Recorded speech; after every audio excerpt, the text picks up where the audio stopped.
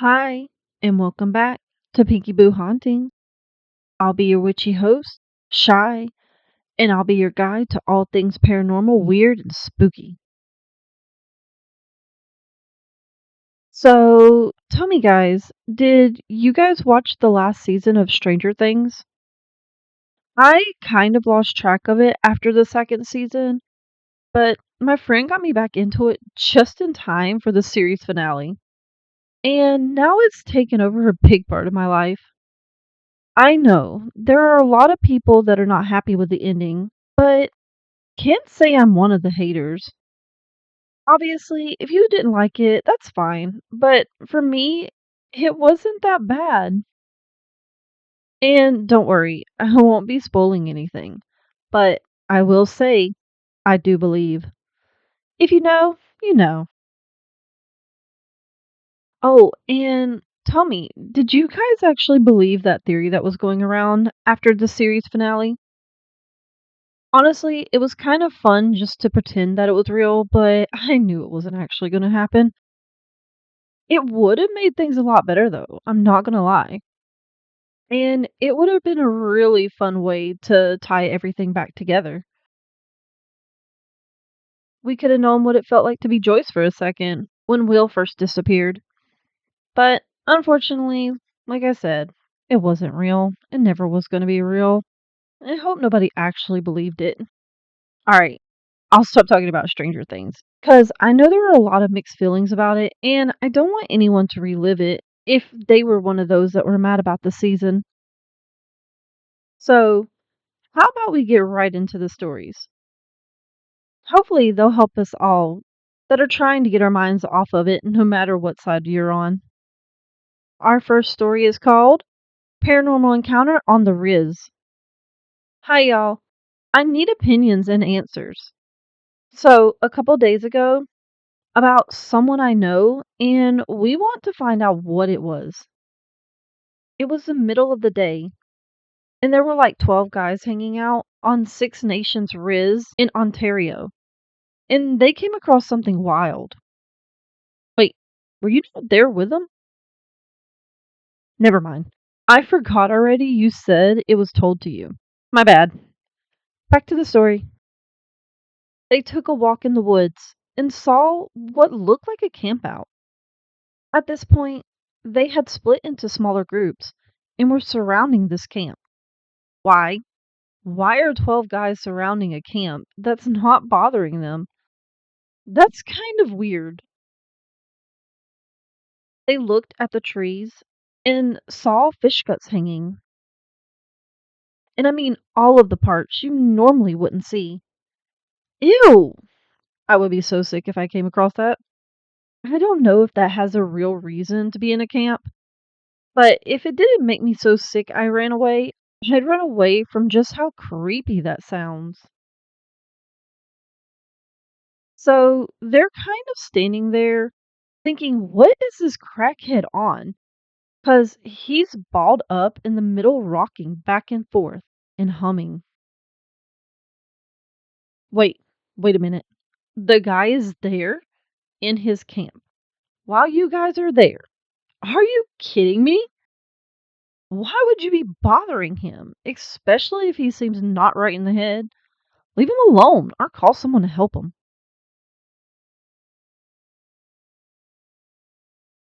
One of them laughed and he automatically stopped. And I mean, dead stopped. Looked up, slowly looked to the other side. The one the kid that laughed wasn't on. And then slowly turned his head to face him. Then, in a girl like voice, he said, I see you. So the boys on that half, book it. Back to their friend's house. Honestly, you guys deserved it. Should have left that man alone. The kids on the other half are kind of trapped. So they're watching this guy not move a muscle. And they start legit army crawling back till they're not wedged anymore. So this guy turns to them and says again in the same voice, I can see you.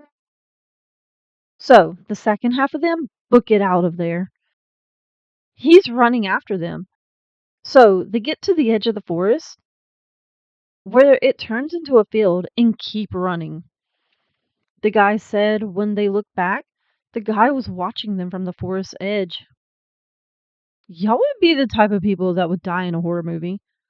All of this could have been prevented by leaving the camp and that man alone. When the guys got inside, they regrouped and were talking about it. When they mentioned the guy chasing them, the first group said, "No, he was chasing us." And it sounded like he was right behind us. But the second group said, "No, we watched him the whole time, and he never moved till he saw us." Normally, I think it's a crackhead, but both groups heard running behind them. The guy stopped at the edge of the forest, and there wasn't two crackheads at that camp. Plus, their stories of not leaving blinds open on the Riz, 'cause something will try to get you to come out of your house to let them in. And the girlfriend of this guy said she fell asleep on call and heard 3 sets of knocking. She cut the third one off by waking the guy up, telling him to stop it. It was annoying. But she woke him up, and he was confused because he didn't hear knocking. Anyways, I hope someone knows what it is. We're just curious and want to know if we should be worried. Damn, that last little bit kind of gave me whiplash the way you told that second story. I had a hard time realizing we're talking about something completely different at the end there. That last little bit, though, kind of made me think of the Appalachian Mountains. I don't know much about Canadians' folklore or any of that, but I do know that in Appalachia, you always close your blinds at night. And of course, there is a lot of other rules. If someone that knows more about the lore in Canada can tell me if they have something similar to the Appalachian Mountains, please do. Because while this sounds super scary, I got nothing as far as what it could be. I will say, paranormal or not, maybe leave people's camps alone. That's just rude. Alright, guys, you ready for the next one? This story is called My Brother Was Attacked by a Spirit. Hi, I'm new to the community, and I like to share an anecdote about my older brother. It's been making me think ever since he told it. A little context: my brother is a bit of a bad boy, to say the least. He's someone that doesn't hesitate to abuse trust and engage in criminal activities. He's not a criminal per se, but there's always the possibility that he'll do something illegal. Ah, so he's an asshole. Sorry, I shouldn't probably say that about your brother, but he does kind of sound like an asshole already. With that explained, let's get to the antidote. My brother was living with his in laws and his partner at the time, while I was living with my parents. My brother and his partner had a fight and were kicked out, so he ended up moving back in with our parents. Honestly, I hated having him back because he's a dick. Because besides the fact that I've gotten used to his absence, his attitude and behavior didn't help. Well, I was just kind of joking, but the more you talk about him, the more I do think I'm right. So I'm feeling less and less bad about talking shit. Anyways, he spent a week at my parents' house until he reconciled with his partner and everything went back to normal. But something happened during that week that he told us about later at a family gathering where my entire immediate family was present: parents, sister, and brother. My brother was telling my sister about the fight with his partner and blah blah blah. But after he got to the part about his experience returning home, he said it was fine except for one night when he arrived late from work. How much you want to bet he pissed off an ancestor or something with that fight? Someone probably looking out for his partner. Everyone was already asleep. He recounted how he got ready for bed and lay down on one of the living room sofas. After a while, he was asleep. At one point, he said he was in a kind of liminal space between dreaming and reality. He found it strange, but continued observing until an entity, like a shadow, began to strangle him. He said it felt very real and that he began to suffocate until suddenly he felt a light and, along with it, a presence. At that moment, he stopped feeling the strangulation pressure. He believed it was the presence of our maternal grandmother who drove this entity away and allowed him to continue sleeping. That antidote is from a while ago, but it always makes me think because nothing like that has ever happened to me, and I never witnessed anything out of the ordinary. What do you think it was? An entity, a lucid dream, or something else?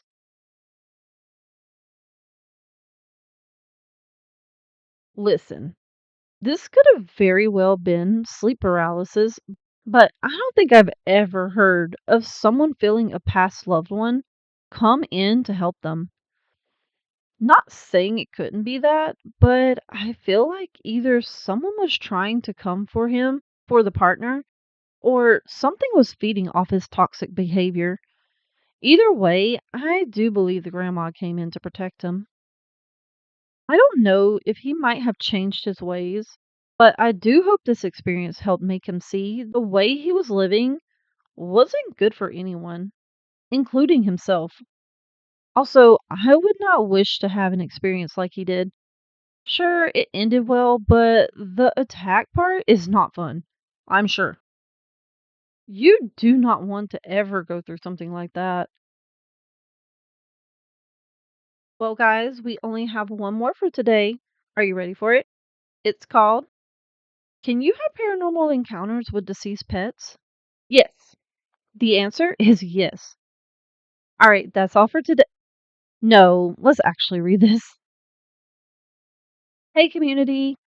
I'm not sure on my stance on spirits and their meanings or anything like that, but this sequence of events has been bugging me for years. I think sharing it again will help. I strictly remember this because I told my friends and parents of this. When I was born, my family had two dogs. Rest in peace, both of them. And one of them was named Lex Luthor. He was a very sweet Skipperkey. Why would you name a dog after a supervillain? Doggies deserve better than to be named after a dickbag of a person. I loved him lots. When I was a baby, he would cuddle with me whenever he could. He would also lick my tears if I cried. So, the complete opposite of Lex Luthor? Which, again, I have to ask, why would you name the poor thing after him? No, I will not let this go. Sweet babies deserve sweet names. Anyways, fast forward to when I was 11, I think. Lex had passed away outside and asleep at the age of 10. Aw, he was a sweet old man. That was the time death became a concept to me. Something I loved was gone and I couldn't get it back. This broke me. I think this is when I started having depression, but that's not related. I'm sorry. I think for a lot of us, our first real encounter with death is through our pets. What is related to what happened 3 weeks later, I was walking through the dining room and I could have sworn I saw Lex run past me and into my parents' room. I chased after him, and when I was in my parents' room, he wasn't there.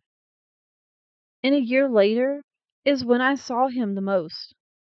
I was on the playground at my school, listening to fake scary stories my friend was telling. I then saw Lex standing next to the monkey bars. When my eyes landed on him, he started doing that adorable body wag, And then he kind of dissipated. It was like he was blurred into oblivion. And a month later, I was trying to get to sleep. Then I felt dog fur on my hand, which was dangling off the bed. My door was shut, so there weren't any dogs in there.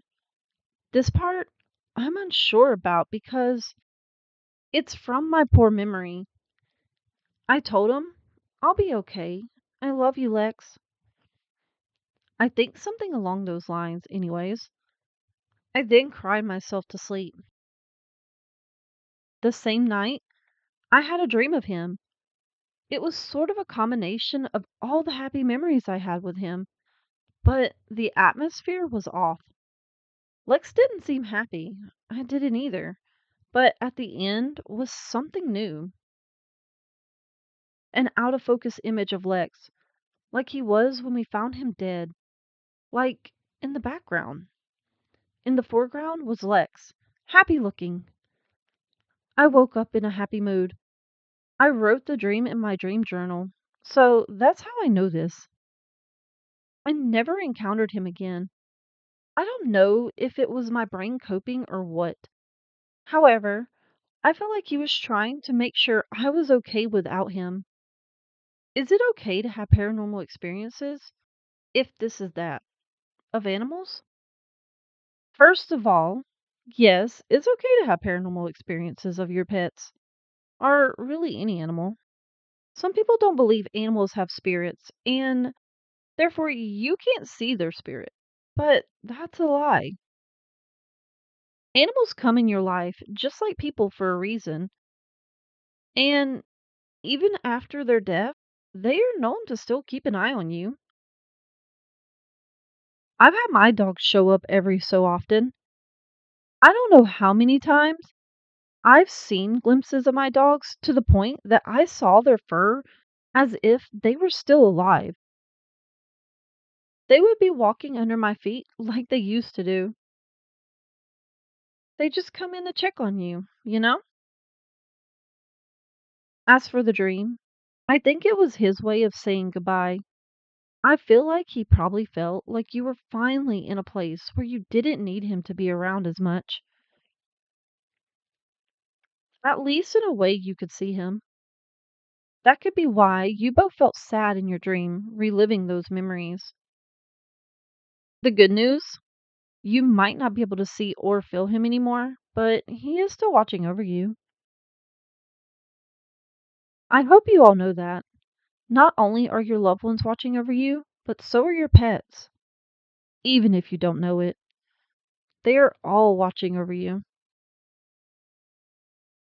That kind of sound ominous, didn't it? I didn't mean to. It was supposed to be sweet. All right, guys, that's it for this episode. If you're enjoying the podcast, please rate and review our show. And if you're on YouTube, like and subscribe, of course. Oh, and if you have a story you'd like me to read on the podcast, check out the email in the show notes below. But for now, the coven is adjourned. See you next time. Bye.